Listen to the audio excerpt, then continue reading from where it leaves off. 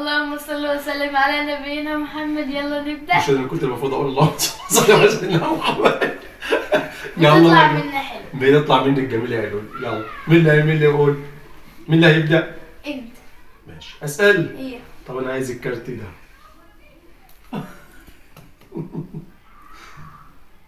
من هو النبي الملقب بشيخ الانبياء؟ نوح عليه السلام. سيدنا نوح عليه السلام. طب تعرف كان بيشتغل ايه؟ نجار. نجار. صح يا لول. رقم 4. 200 جنيه اكبر حاجه يا لول. شكلنا اللي هلبس ال5 جنيه الحلوه دي يا لول. شكلنا اللي هاخدها. شاطر. شاطرين. بس قبل ما نقول السؤال التاني ما تنسوش تعملوا لايك واشتراك عشان يوصلكم كل جديد. عايزهم كم ألف لايك يا لول؟ 50. 50,000. إيه. من هو أول من جاهد في سبيل الله؟ أول من جاهد في سبيل الله؟ سيدنا إدريس عليه السلام. صح. رقم كام؟ ما قلت لك 3. أنت بتهزر. لا. يا ترى 3 بجد؟ ايوه. 5 جنيه؟ طب ما تاخدني أنا مرتي اللي بمشي بسوق بالإيد دي. لا. ما أنا هاخدها منك بعد الفيديو. كمان؟ ماشي. مين اللي هيسأل؟ أنا؟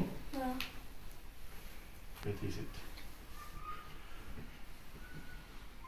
ما هو البيت المذكور في القرآن وليس بيت إنس وليس بيت جن؟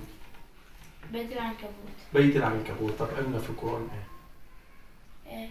وإن أوهن البيوت لبيت العنكبوت.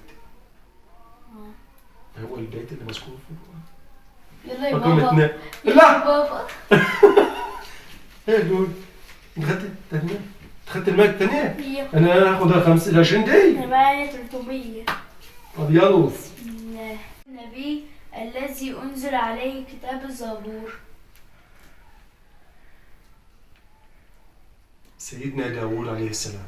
صح. رقم 1. كان بيشتغل ايه دول؟ سيدنا داوود كان بيشتغل ايه؟ حداد.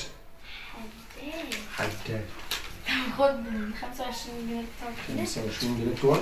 أنا اللي هسأل سؤال متابعين. يلا يا لولو توكل على الله. بسم الله. توكل على الله يا لولو. امسكهم لك امسكهم. لا. ده سؤال متابعين. ما هو الحيوان الذي كان يحبه الرسول صلى الله عليه وسلم؟ ما هو الحيوان الذي كان يحبه الرسول صلى الله عليه وسلم؟